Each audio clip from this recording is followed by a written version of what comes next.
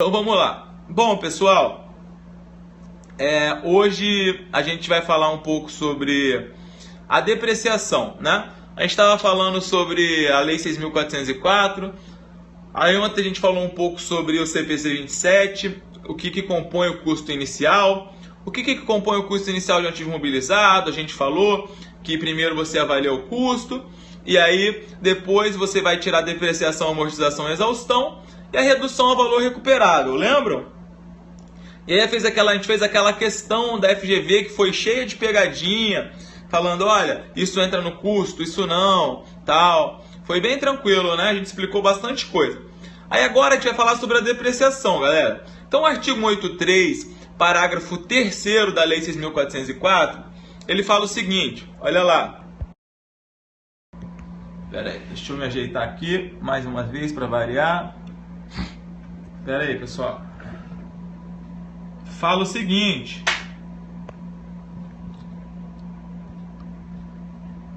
Enxergam?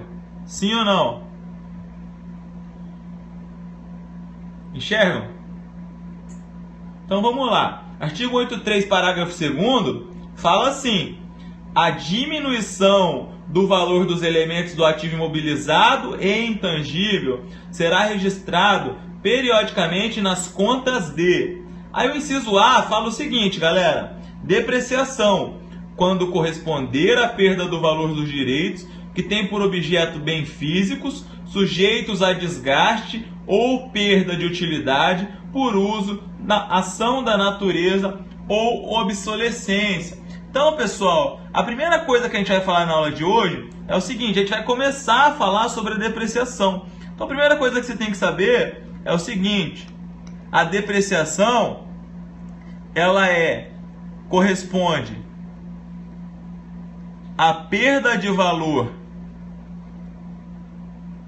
do imobilizado.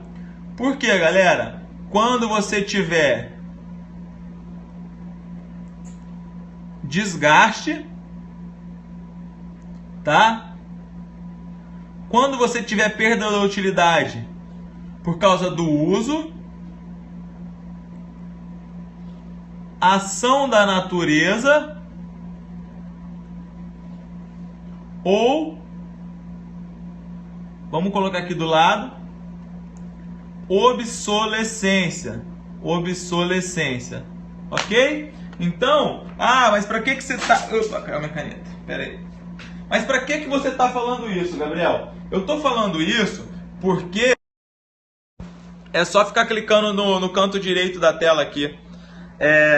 Por que eu estou falando isso? Porque a ESAF, ela já explorou isso em prova, galera. A ESAF, ela já cobrou uma questão disso. Ela deu ali os conceitos de depreciação, amortização e exaustão, e ela inverteu os conceitos. Ela inverteu. Onde era amortização, ela colocou depreciação. Onde era depreciação, ela colocou outro.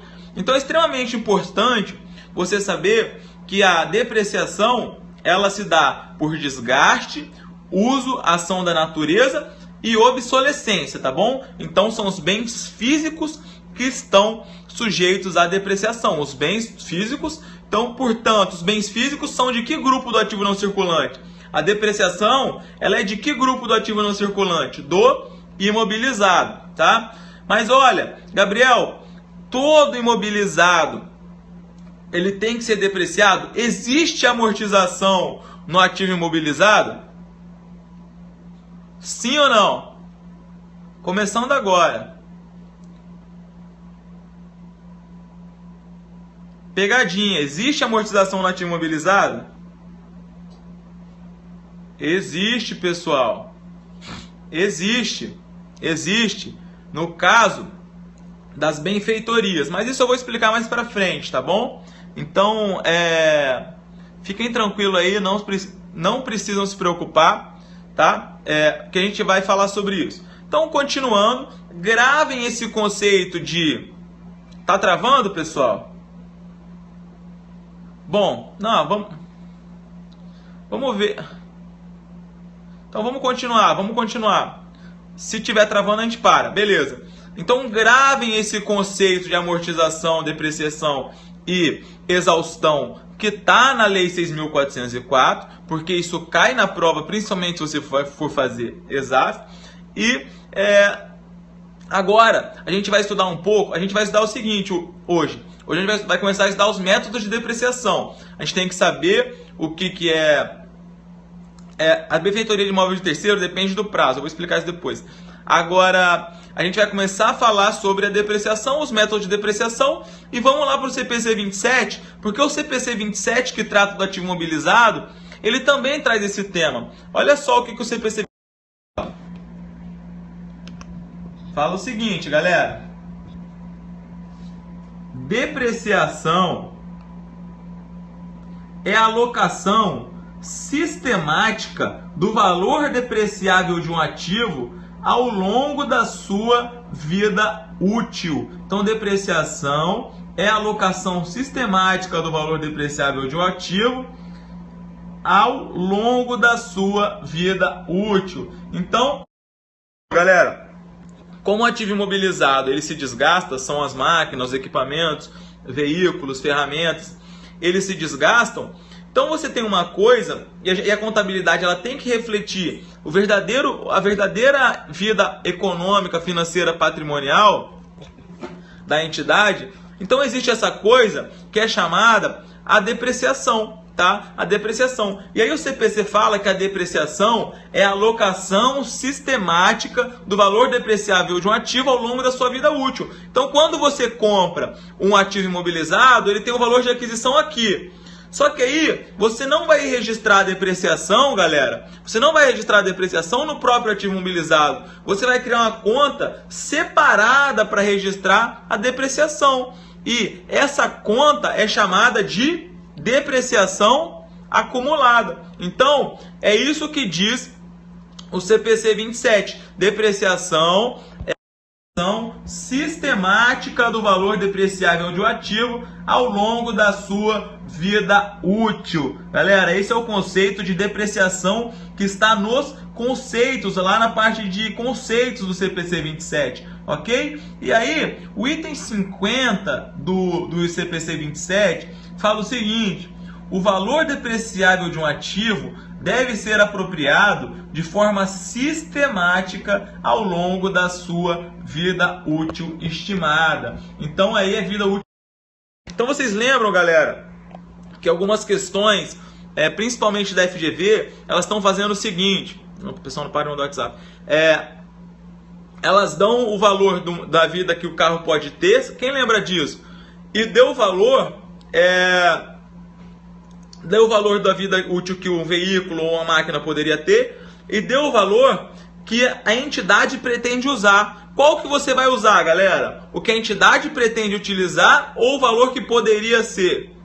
Vocês lembram disso? Vamos lá. O que a entidade vai utilizar, entendeu? Então, na questão que a gente resolveu, falava assim, olha, a entidade adquiriu uma... Isso aí, Keila. A entidade adquiriu uma máquina que poderia ser utilizada até 8 anos.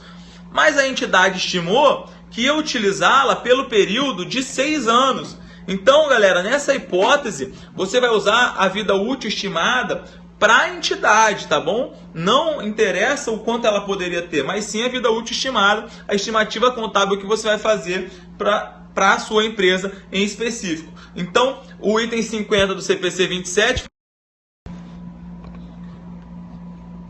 O valor depreciável de um ativo deve ser apropriado de forma sistemática ao longo da sua vida útil estimada. Quando fala que tem que ser apropriado de forma sistemática, não necessariamente ele tem que estar falando que tem que ser pelo método linear, galera. Está falando que tem que ser de forma sistemática, mas ele não está obrigando a utilização do método linear. Aí, continuando, olha o que mais que o CPC 27 fala sobre depreciação, galera. Fala o seguinte: o valor depreciável de um ativo é determinado após a dedução de seu valor residual. Na prática, o valor residual de um ativo frequentemente não é significativo e, por isso, imaterial para o cálculo do valor depreciável.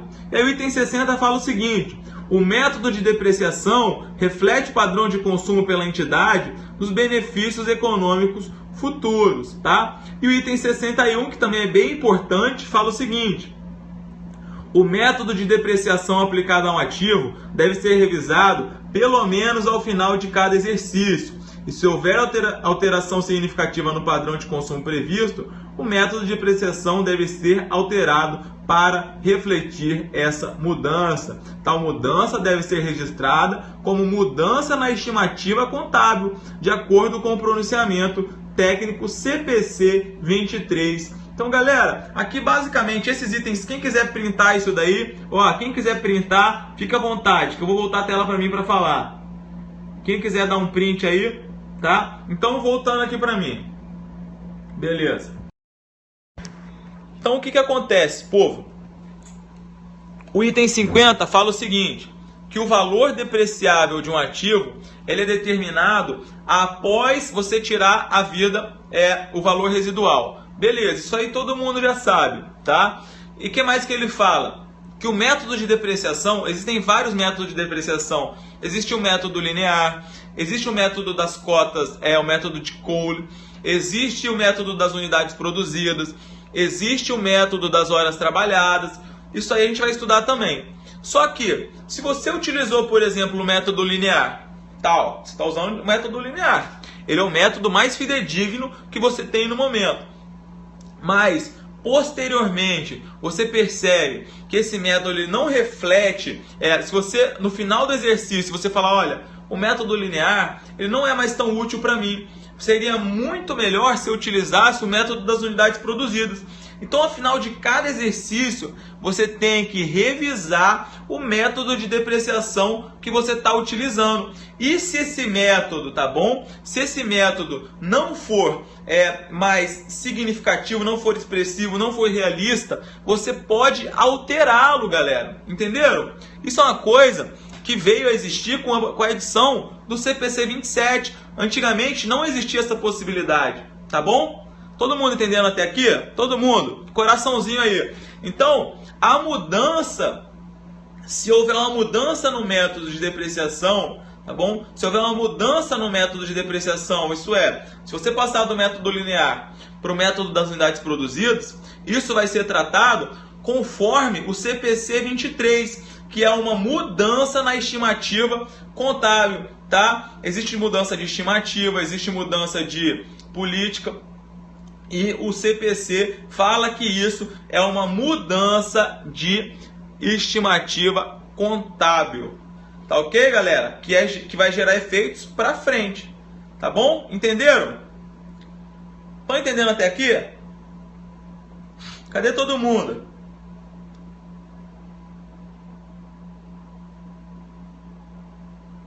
Vamos. Tem quase 100 pessoas aqui. Cadê o resto?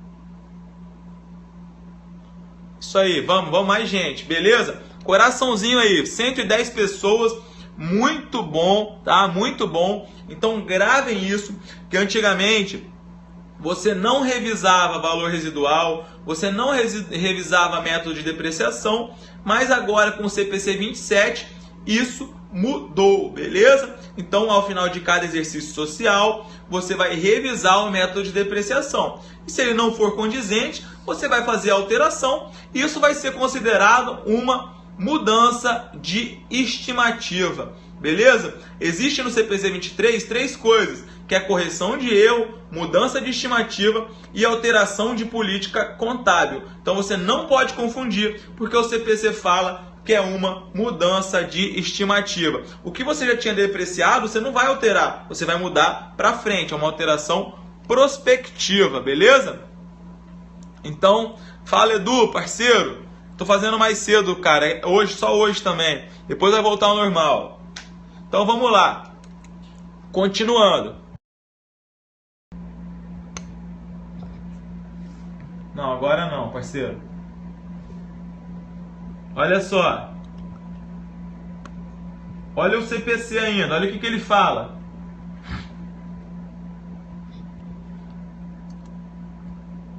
Vários métodos de depreciação podem ser utilizados para apropriar de forma sistemática o valor depreciável de um ativo ao longo da sua vida útil. Tais métodos incluem o método da linha reta, o método dos saldos decrescentes e o método das unidades produzidas. A depreciação pelo método linear resulta em despesa constante durante a vida útil do ativo, caso seu valor residual não se altere.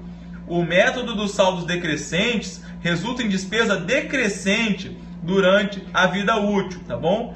E o método das unidades produzidas resulta em despesa baseada no uso ou produção esperados.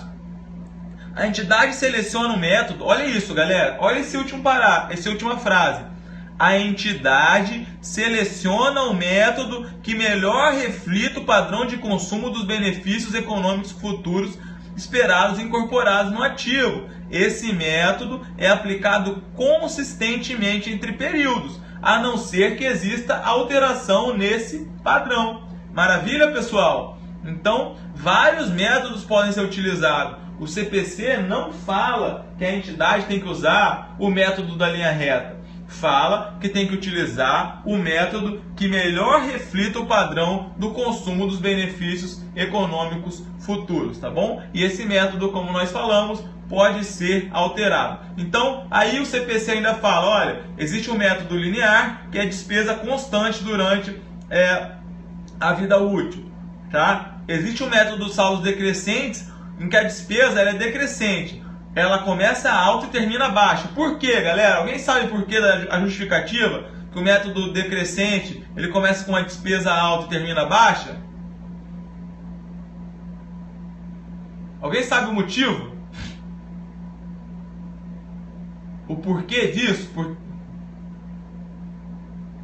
Porque o método dos saldos decrescentes, ele tem uma despesa de depreciação menor no final, porque a gente estima que os gastos com manutenção, eles serão maiores, tá? No final da vida útil do ativo. Então, pessoal, você começa a utilizar o ativo, você vai lançar um valor de depreciação alto. E o seu gasto com manutenção é aqui, é baixo, tá? E aí, com o tempo, a sua despesa de depreciação vai diminuindo, mas o seu gasto com manutenção ele vai aumentando. Então, a intenção é justamente você diminuir a despesa de depreciação para poder, porque o gasto com manutenção ele vai aumentar, beleza? Entendido até aqui? Tudo tranquilo? Mas a gente vai estudar isso com calma também, beleza?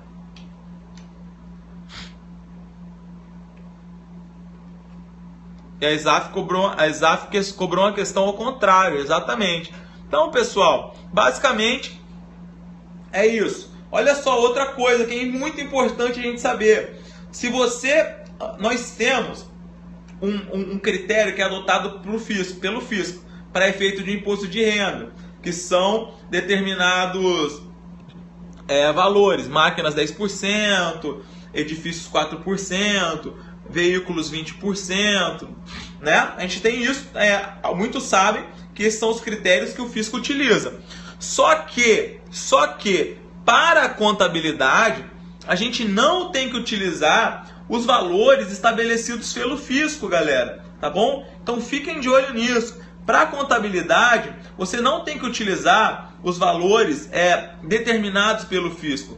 A ESAF, quando a questão for silente, prestem atenção. Se a questão não falar nada da vida útil, você vai utilizar o prazo fiscal, que é 10% para máquinas, de depreciação, 10% de depreciação para máquina, você vai usar 20% para veículo, você vai usar 4% para edifícios, tá bom? E se a questão não falar nada, você vai utilizar isso, porque já é praxe, principalmente a ESAF, que é a Receita Federal, que é um concurso para auditores disso. Agora, se tiver um prazo fiscal e um prazo contábil, qual que você vai usar?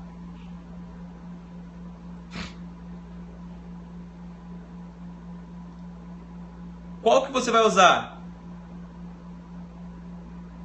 Contábil.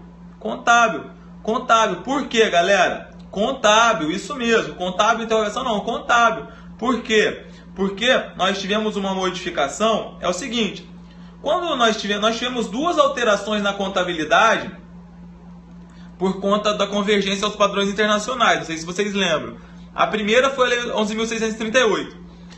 Antigamente, a Lei 6.404 falava assim, olha, a contabilidade ela não é alterada pela legislação fiscal. Então, tudo que te for legislação fiscal, você vai fazer separado. Aí veio a 11.638 e falou assim, não, olha só, a lei tributária, ela pode sim alterar a contabilidade. Só que aí o pessoal percebeu que isso não era uma coisa muito conveniente por conta desses prazos, por conta disso, por conta daquilo.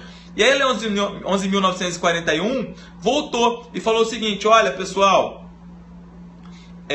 os critérios contábeis são contábeis. A escrituração, tanto que existem duas escriturações, dois tipos de escrituração. Existe a escrituração comercial, a escrituração contábil, que é livro diário, livro razão, etc. Tanto que balanço e DRE são lançados dentro do diário. Tá? E existe a escrituração, que é a escrituração fiscal, que é registro de apuração do ICMS, que é livro de registro de entrada, livro de registro de saída, que é o livro de apuração do lucro real. Então, existem dois tipos de escrituração. E aí, o artigo 177 ou 178 da Lei 6.404, a memória já não está tão boa, fala que a adoção da escrita fiscal, o que você vai fazer na escrita fiscal tem que ser feito em separado. A escrita contábil não pode ser alterada pela escrita fiscal. Então, se uma questão que você estiver fazendo, ela trouxer tanto o prazo